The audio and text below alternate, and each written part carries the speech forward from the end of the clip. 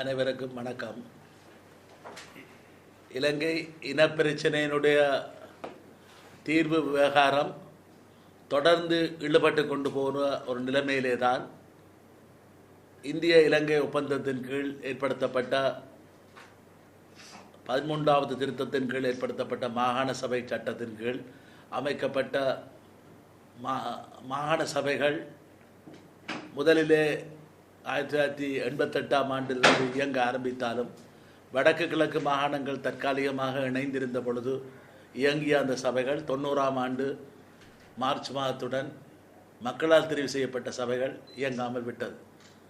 பின்னர் 2013ஆம் ஆண்டு செப்டம்பர் மாதம் 21ஆம் தேதி நடைபெற்ற தேர்தலின் பொழுது ஒரு மக்களால் தெரிவு செய்யப்பட்ட ஒரு மாகாண சபை தமிழ் தேசிய கூட்டமைப்பினுடைய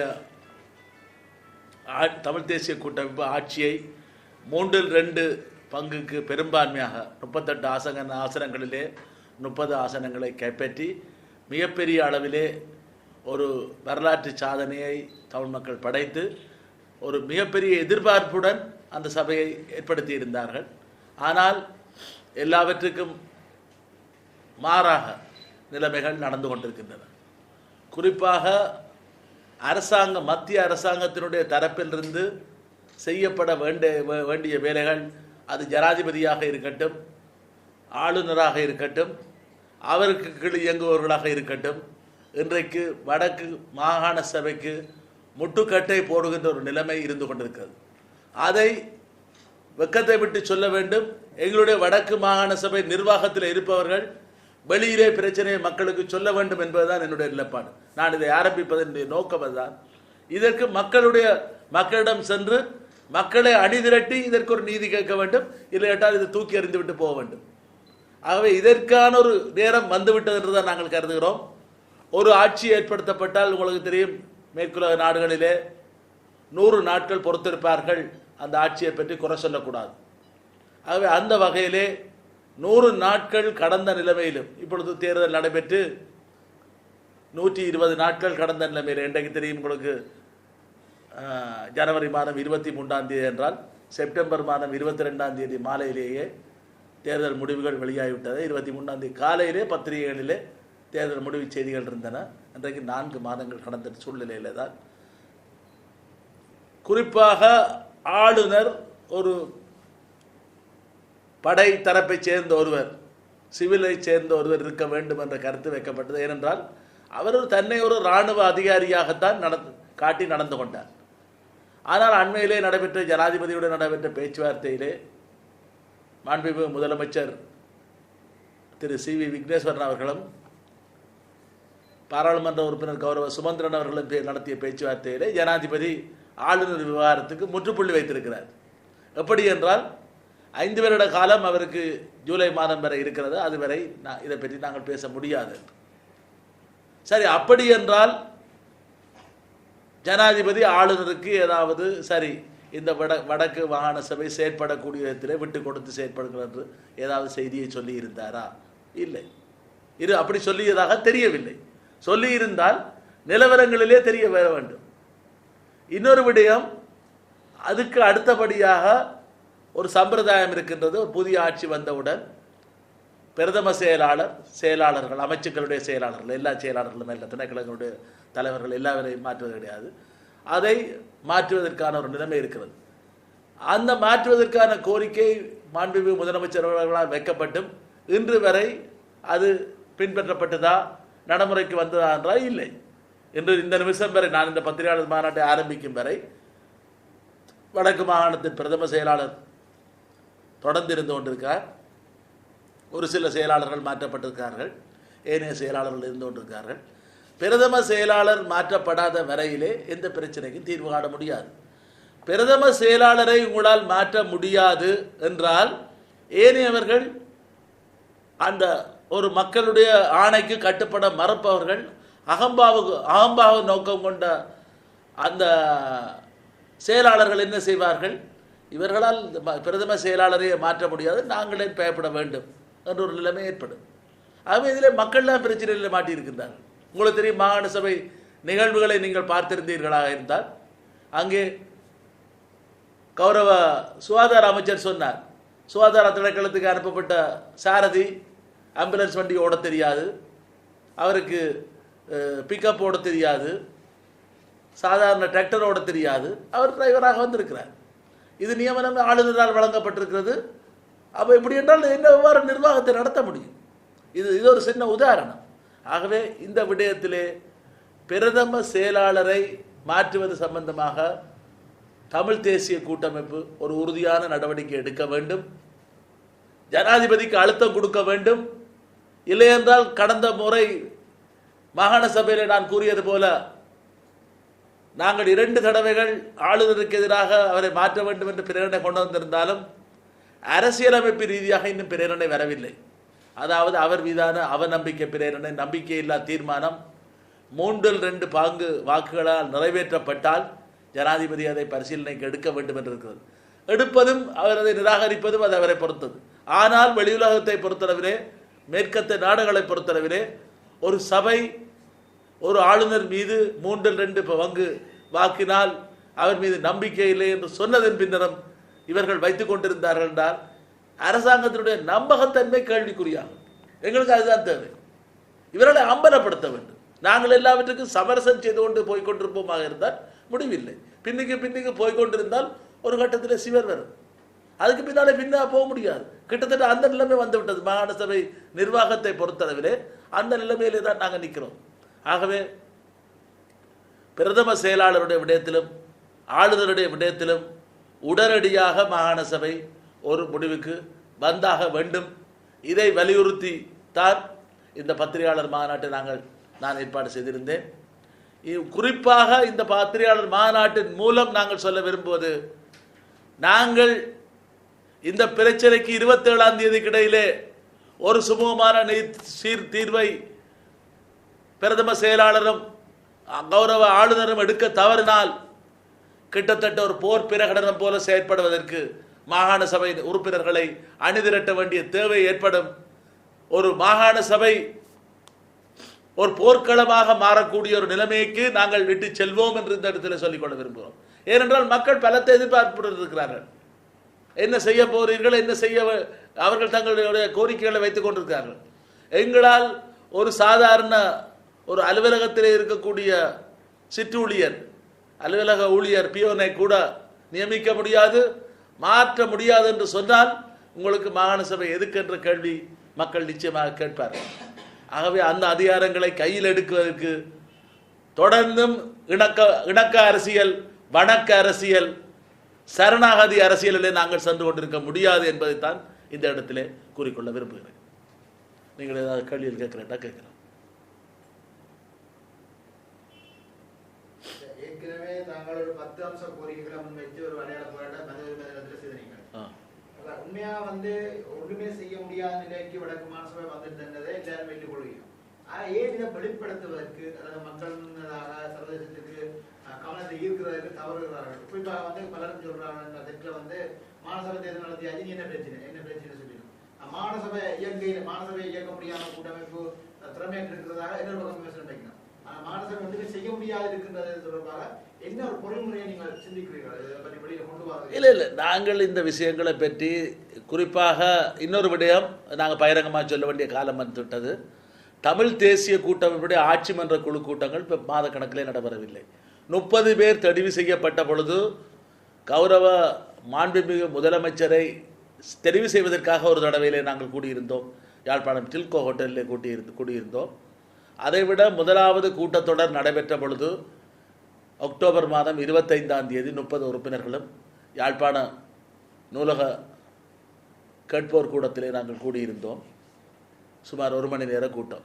அதற்கு பின்னர் நவம்பர், டிசம்பர், ஜனவரி 3 மாதங்களாக தமிழ் தேசிய கூட்டமைப்பினுடைய மாகாண ஆட்சி மன்ற குழு கூட்டம் நடைபெறவில்லை. அமைச்சரவை கூட்டம் நடைபெறுகிறது. ஒரு சிலருடைய நினைப்பாட்டிலே விடயங்கள் சென்று கொண்டிருக்கிறது. இவ்வாறு எடுத்து செல்ல முடியாது. தமிழ் தேசிய கூட்டமைப்புக்கு வழிகாட்ட வேண்டும். தமிழ் தேசிய கூட்டமைப்பினுடைய அந்த வழிகாட்டல் குழு, இணைப்பு குழு இதற்கு தீர்மானங்கள் எடுக்க வேண்டும். அது இப்பொழுது 3 மாதங்கள் 4 மாதங்களாக முடிவடைந்த பின்னர் கூட்டப்படவே இல்லை. முடிவடைந்த பின்னர் அமைச்சரவை தெரிவுக்காக கூடியது அக்டோபர் மாதம் 4ஆம் 5ஆம் தேதிகளுக்கு பின்னர் தமிழ் தேசிய கூட்டமைப்பு கூடவில்லை.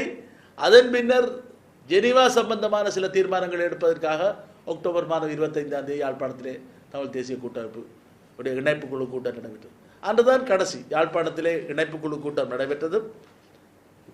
அதே போல தமிழ் தேசிய கூட்டமைப்பினுடைய ஆட்சி மன்ற குழு கூட்டம் நடைபெற்றது. இன்றைக்கு 3 மாதங்கள் கடந்த நிலைமையிலே எந்த குழுவும் கூட்டப்படாத நிலைமையிலே நாங்கள் என்ன செய்வது?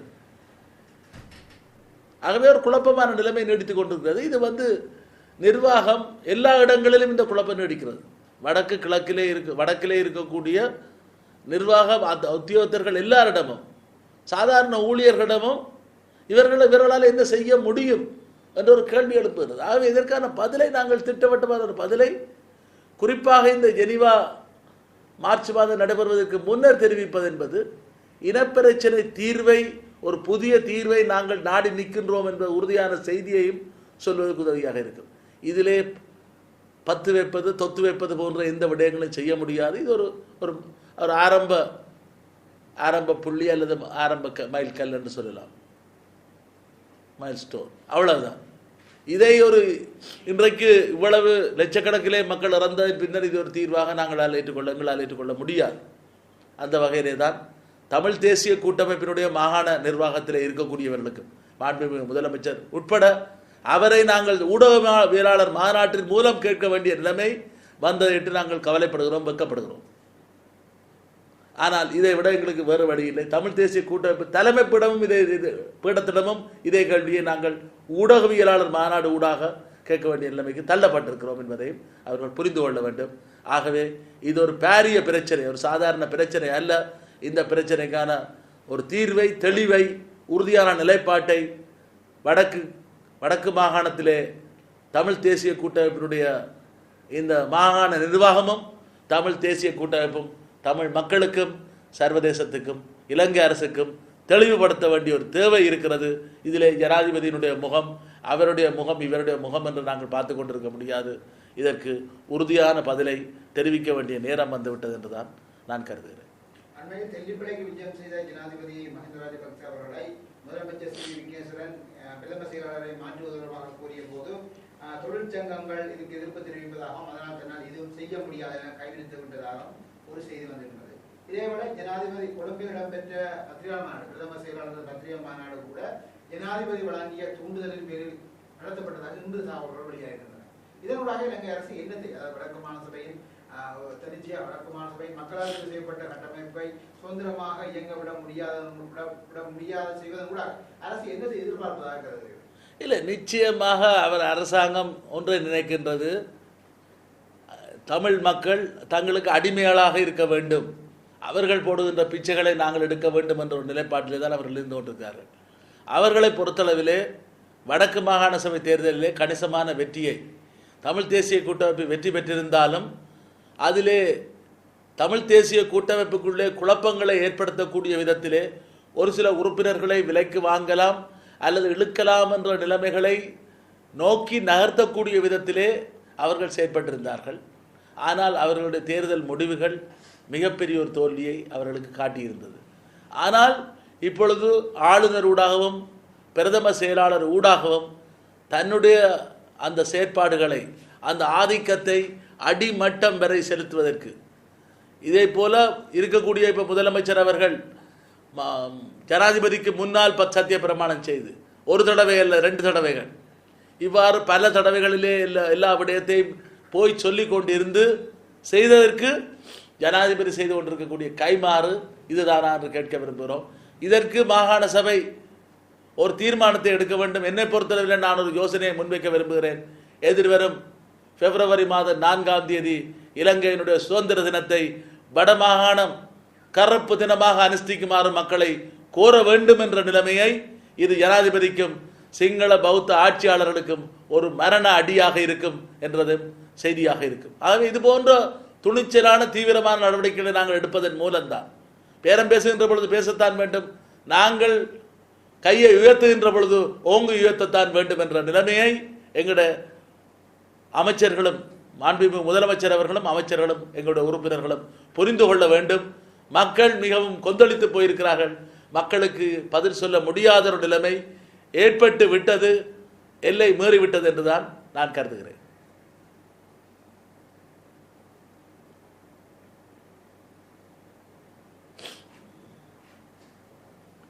இன்னொரு விடயம், அந்த நில ஆக்கிரமிப்பு விடயங்கள் சம்பந்தமாக சுவீகரிப்புகள் தொடர்ந்து நடந்து கொண்டிருக்கின்றன. ஆங்காங்கே ஒவ்வொரு இடத்திலே இராணுவ முகாம்களை ஜெனீவா மாநாட்டுக்காக சில இடங்களிலே சிறிய சிறிய இராணுவ முகாம்களையும் காவல் அரண்களையும் அகற்றி இருந்தாலும் கூட பெரிய அளவிலே இராணுவ முகாம்கள் பலப்படுத்தப்பட்டு வருகின்றன. அதே போல கேந்திர முக்கியத்துவம் வாய்ந்த இடங்களிலே பல இடங்களிலே நாங்கள் அடுத்த வாரம் அளவிலே பல விவரங்களை தொகுத்து கொண்டிருக்கிறோம், வெளியிட இருக்கின்றோம். குறிப்பாக இப்பொழுது நேற்றைய தினம் கிடைத்த செய்தி, வல்வெட்டுத்துறை சந்திக்கு கிட்ட ஒரு தனியாருடைய ஆறுபரப்பு காணியை கட்டாய சுவீகரிப்பாக அரசாங்கத்தினுடைய நடவடிக்கை பருத்தித்துறை பிரதேச செயலத்தில் இருக்கக்கூடிய வல்வெட்டுத்துறையை கரவட்டி பிரதேச செயலத்துக்கு அந்த ஃபைல் அனுப்பப்பட்டிருக்கிறது. அது இன்னும் 2 நாளிலே பருத்தித்துறைக்கு வந்து சேர்ந்து சுவீகரிப்பு நடவடிக்கைகள் ஆரம்பமாகும் போலீஸ் நிலையம் கட்டணத்துக்காக. ஆக இவ்வாறு அவர்கள் காணிகளை விலைக்கு வேண்டுவதற்கு அல்லது அதை இணக்கமாக பேசி பெறுவதை விடுத்து கட்டாயமாக சுவீகரிப்பதும் மக்களுடைய அந்த சிவில் வாழ்க்கைக்கு அச்சுறுத்தல் விடுவதுமாகத்தான் அரசாங்கத்தினுடைய நடவடிக்கைகள் அமைந்திருக்கின்றன. இல்லை, இது வல்வே கல்வி மன்றம் என்று ஒரு தனியாருடைய காணி, நீண்ட காலமாக தனியார் கல்வி நிலையம் இயங்கி வந்த காணி. அதை வல்வெட்டித்துறை நகரசபை பொது நூலகத்துக்காக சுவீகரிப்பதற்காக நடவடிக்கைகள் எடுத்துக்கொண்டிருக்கின்ற இந்த சூழ்நிலையிலே அரசாங்கம் போலீஸ் எடுக்கிற முயற்சி எடுப்பது என்பது மிகவும் மோசமான ஒரு நிலவரம். நான் நகரசபை தலைவராக இருந்த பொழுது 2000 ஆண்டிலே அதற்கான நில அளவை படங்களை பெற்று அதற்கான மதிப்பீடுகளை பெற்று நாங்கள் சுவீகரிப்பதற்கு நடவடிக்கை ஆரம்பித்திருந்தோம். அந்த நேரத்தில் நிதி நிலைமை மோசமாக இருந்த காரணத்தால் அதை பூர்த்தி செய்ய முடியவில்லை. இப்பொழுது 14 வருடங்களாக நகரசபை அந்த விடயங்களில் ஈடுபட்டு இப்பொழுது அந்த மதிப்பீட்டு அறிக்கைகள் கொடுக்கப்பட்டிருக்கின்ற சூழ்நிலையிலே திடீரென்று அந்த மதிப்பீட்டை வைத்துக்கொண்டு சுவீகரிப்பதற்கான முயற்சியிலே போலீஸ் திணைக்களம் இறங்கியிருக்கிறது. வடமாகாண உள்ளூராட்சி மன்றங்கள் போய்கொண்டிருக்கின்றன. ஒருபுறம் மணிவிலக்கு பிரதேச சபையின் வரவு திட்டத்துக்கு எதிராக வாக்களித்ததாக 7 உறுப்பினர்கள் மீது அடிப்படை தற்காலிக இடைநிறுத்தம் தமிழக கட்சி தலைமையில் செய்யப்படுகின்றது. ஆனால் அதேபோல தாங்கள் முன்னாள் உறுப்பினராக அங்கத்துவம் இந்த வருடத்தில் நகரசபையின் வரவு திட்டத்தில் வாக்களிக்க விடாமல் ஆட்களை கொண்டு உறுப்பினர்கள் தடுக்கப்பட்டிருக்கிறார்கள். இந்த நிலையில் நீங்கள் நகரசபை முன்னாள் தலைவர் உறுப்பினர் வடமாகாண உறுப்பினர் வெற்றிக்கப்பால் ஒரு பல்வேறு பதிவிடமாக கொண்டு வருகின்ற வகை இது ஒரு வகை இந்த நடவடிக்கைகள் முன்னெடுக்கப்பட்டிருக்கிறது. இல்லை, இது சம்பந்தமான விடயங்களை கூறுவதாக இருந்தால் இந்த 5 உறுப்பினர்களும் தமிழ் தேசிய கூட்டமைப்பை சேர்ந்த 7 உறுப்பினர்களிலே மொத்த உறுப்பினர்கள் 9 பேர். 2 பேர் ஐக்கிய மக்கள் சுதந்திர முன்னணியை சேர்ந்தவர்கள், இபிடிபியை சேர்ந்தவர்கள். 7 பேர் தமிழ் தேசிய கூட்டமைப்பை சேர்ந்தவர்கள். 5 பேர் அந்த கூட்டத்துக்கு சென்ற பொழுது அவர்கள் அங்கிருந்த நகரசபை தலைவர் திரு அனந்தராஜ் அவர்களுடைய ஆதரவாளர்கள் ஒரு சிலரால் தடுத்து நிறுத்தப்பட்டு அவர்கள் விரட்டப்பட்ட சூழ்நிலையிலே அவர்கள் வல்வெட்டுத்துறை போலீஸ் நிலையத்தில் வந்து நின்று கொண்டு என்னுடன் தொலைபேசி மூலம் தொடர்பு கொண்டார்கள். நான் உடனடியாக வல்வெட்டுத்துறை போலீஸ் நிலையத்துக்கு சென்று அவர்களுடன் பேசினேன், அந்த 5 பேசினேன். அப்பொழுது நேரம் 9 மணி இருக்கும் காலமே. 10 மணி அளவிலே தான் அந்த வரவு செலவு திட்டம் கூட்டத்துக்கான நேரம் நிர்ணயிக்கப்பட்டிருந்தது. அதைத் தொடர்ந்து தற்காலிக போலீஸ் நிலைய பொறுப்பதிகாரியுடன் பேசினேன். அப்பொழுது ஏற்கனவே அங்கு வந்திருந்த பருத்தித்துறை உதவி போலீஸ் அத்தியட்சகர் ஏஎஸ்பி அவர் அங்கே இருந்தார். அவருடன் நான் பேசி 9 உறுப்பினர்களையும் கலந்து கொள்ள நீங்கள் அனுமதிக்க வேண்டும் என்று நான் சொல்லியிருந்தேன். கட்சி பேதங்களை பார்க்காதீர்கள், இது ஒரு ஜனநாயக நடைமுறை. ஆகவே எந்த ஒரு உறுப்பினருடைய உரிமையும் பாதிக்கப்படக்கூடாது என்று அதன்படியால் அவருடைய உத்தரவு கிணங்க ஒரு போலீஸ் குழு ஒன்று அனுப்பப்பட்டது. அதை தொடர்ந்து அந்த 5 உறுப்பினர்களும் சென்றார்கள், நானும் சென்றேன். ஆனால் சென்றதன் பின்னரும் அங்கே அவர்கள் உள்ளே அனுமதிக்கவில்லை. மீண்டும் நான் திருப்பி வந்து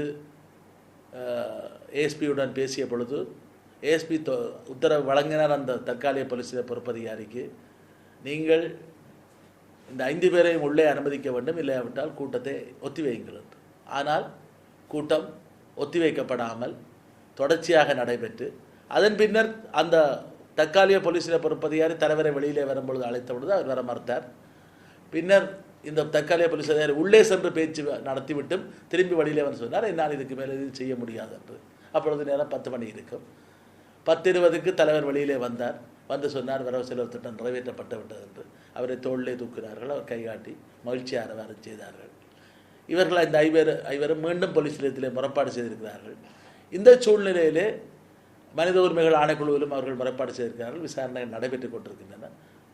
அதாவது திணைக்கள விசாரணைகள், உள்ளூராட்சி திணைக்கள விசாரணைகளும் மனித உரிமை ஆணைக்குழுவினுடைய விசாரணைகளும் நடைபெற்றுக் கொண்டிருக்கிறார். இந்த சூழ்நிலையிலே மாண்புமிகு முதலமைச்சரையும் சந்தித்து நாங்கள் இது சம்பந்தமான ஒரு முறைப்பாட்டை செய்திருந்தோம். முறைப்பாட்டில் நாங்கள் கேட்டிருந்தது இதுதான், திருப்பி நீங்கள் 2வது தடவையாக இதை 5 பேர் 9 பேர் கலந்து கொள்ளக்கூடிய நிலைமையை உருவாக்குங்கள் தான் கேட்டிருந்தோம். அது வெற்றி பெறுதா தோற்று பெறுதா அவர்கள் என்ன செய்கிறார்கள் என்பது எங்களுக்கு பிரச்சனை இல்லை, அதை செய்யுங்கள். இல்லை என்றால் இது ஒரு பிழையான முன்னுதாரணம் மாறும். நாளைக்கு அரச படைகள் மாகாண சபையில் எங்களை மறைத்து கொண்டு 8 பேரை வைத்துக்கொண்டு ஏதாவது வழிகாட்டம் ஆட நினைத்தால் அப்பொழுதுதான் நாங்கள் குய்யோ முறை ஒன்று ஆடப்போகின்றோமா? இதைத்தான் திரு இலங்கை தமிழரசு கட்சியினுடைய பொதுச் செயலாளர் கௌரவ மாவசேனாதராய் அவர்களிடம் கேள்வி எழுப்பியிருந்தேன்.